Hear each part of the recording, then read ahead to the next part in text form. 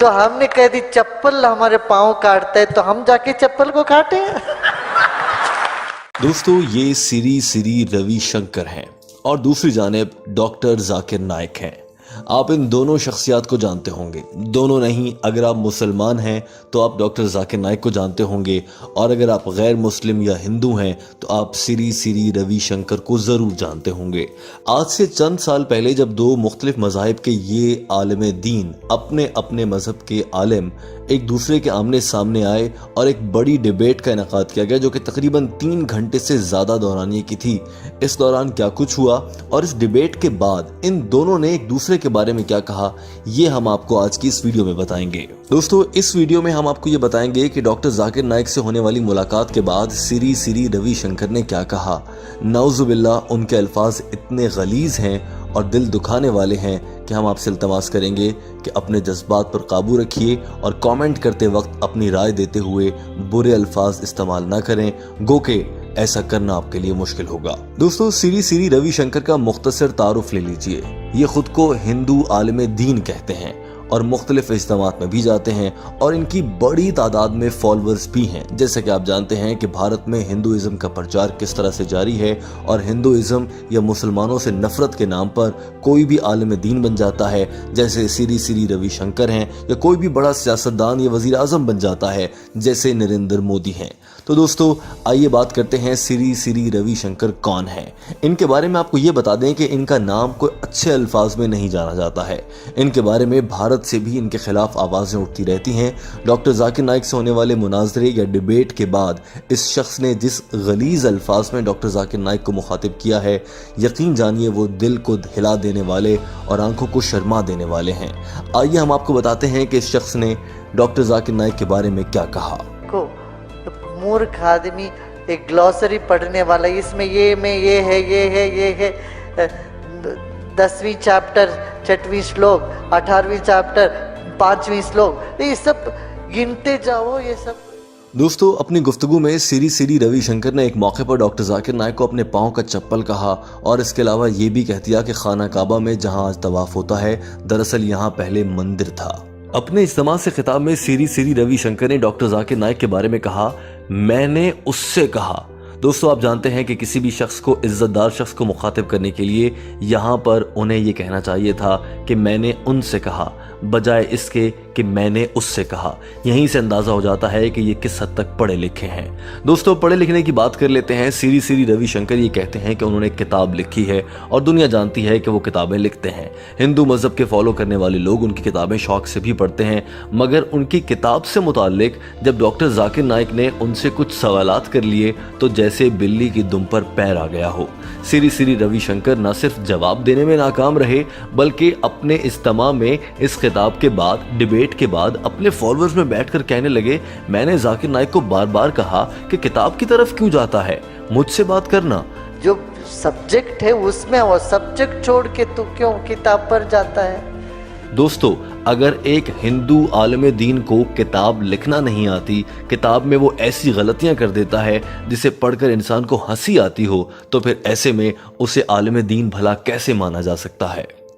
दरअसल सिरी रविशंकर ने अपनी किताब में जो दिल में आया वो लिख दिया, और फिर जब डॉक्टर जाकिर नाइक ने एक एक लाइन का बगौर जायजा लिया और सिरी रविशंकर से सवाल पूछे तो मोहतरम के पास कोई जवाब नहीं था। आप तो जानते ही हैं कि डॉक्टर जाकिर नाइक ने तमाम ही मजहबी किताबों का मुताला कर रखा है। कुरान पाक हो, बाइबल या फिर कोई और किताब, वो आयात का नंबर तक याद रखते हैं और उसी हवाले से बात करते हैं।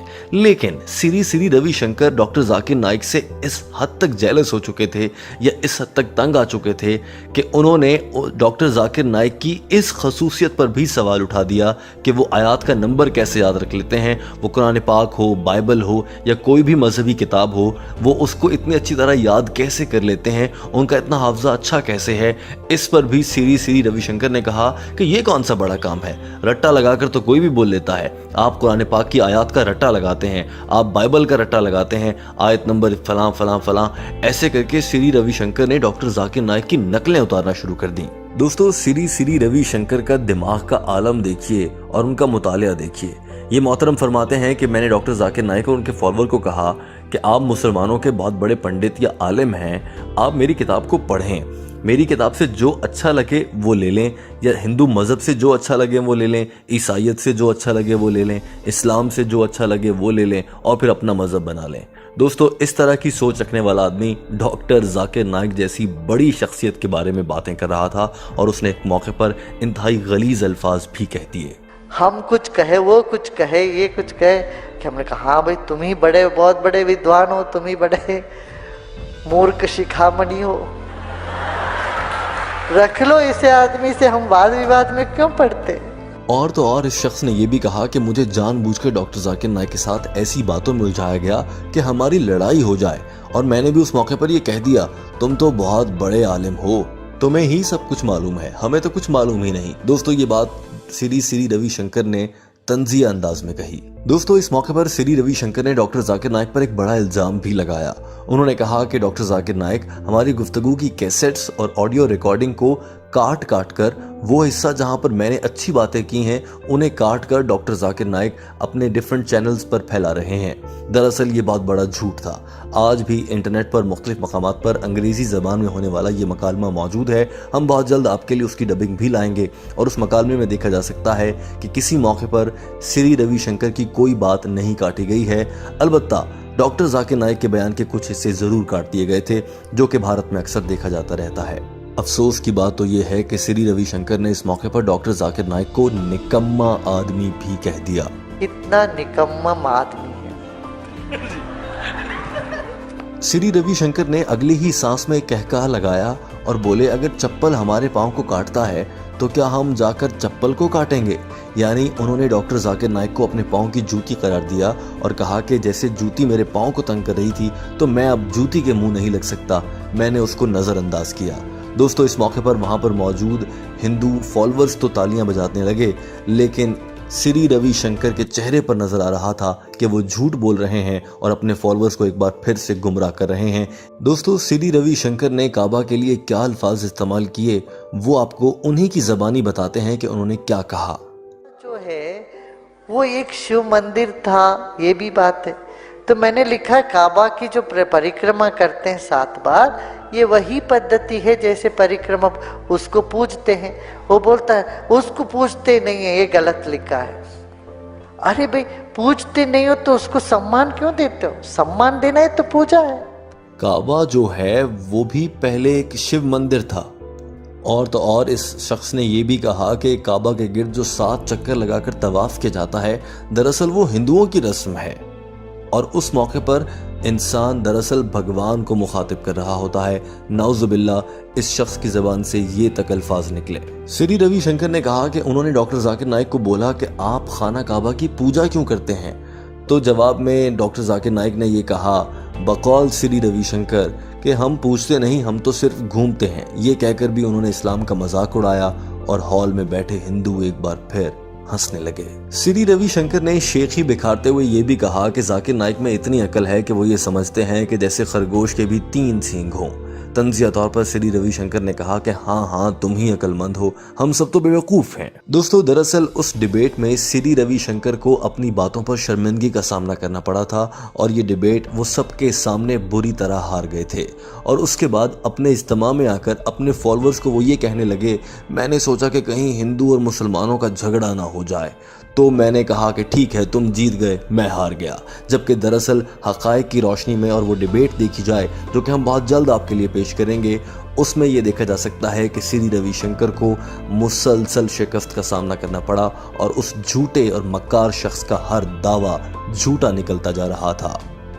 श्री रविशंकर ने एक और ये झूठ बोला कि मैंने अब फैसला किया है कि मैं इस तरह की किसी डिबेट में नहीं जाऊंगा क्योंकि मुझे लगता है कि ऐसे लोगों के साथ बैठना वक्त ज़ाया करना है। जबकि दरअसल बदतरीन शिकस्त के बाद श्री रविशंकर किसी को मुंह दिखाने के काबिल नहीं रहा। यही वजह है कि वो अब डॉक्टर जाकिर नाइक के खिलाफ मुख्तलिफ महफिलों और इज्तिमात में मुगल्लिज़ात बकता फिरता है। दोस्तों, अब आ जाते हैं वीडियो के उस हिस्से में जिसमें हम आपसे एक सवाल करते हैं, लेकिन उससे पहले हम आपको ये बताना चाहते हैं कि इस डिबेट के बाद श्री रविशंकर के लिए डॉक्टर जाकिर नाइक ने क्या अल्फाज इस्तेमाल किए थे, वो वीडियो बहुत जल्द आपके लिए पेश कर दी जाएगी और आप ऊपर दिए गए लिंक पर क्लिक करके वो वीडियो देख सकेंगे। दोस्तों, अब आपसे पूछ लेते हैं आज का अहम सवाल जिसका जवाब आप बहुत शौक से देते हैं। दोस्तों हमारा आपसे सवाल ये है कि आपके ख्याल से क्या डॉक्टर जाकिर नाइक और श्री रविशंकर के दरमियान एक बार फिर से नई डिबेट होनी चाहिए? ये डॉक्टर जाकिर नाइक को चाहिए कि वो ऐसे शख्स से मिलने से इनकार कर दे। और दूसरा अहम ये सवाल है, क्या भारत में इस शख्स की तकारीर पर पाबंदी नहीं आयद होनी चाहिए जो मुसलसल झूठ बोलता है और लोगों को गुमराह कर रहा है? दोस्तों अपने कमेंट के जरिए अपनी राय का इजहार कीजिए। हमें मालूम है कि आपके दिल बहुत दुखे हैं इस गलीज शख्स की बातें सुनने के बाद, मगर आप दिल और जज्बात पर काबू रखते हुए अच्छे अल्फाज में तनकीद ज़रूर करें, मगर गालम गलोच से इज्तनाब करें।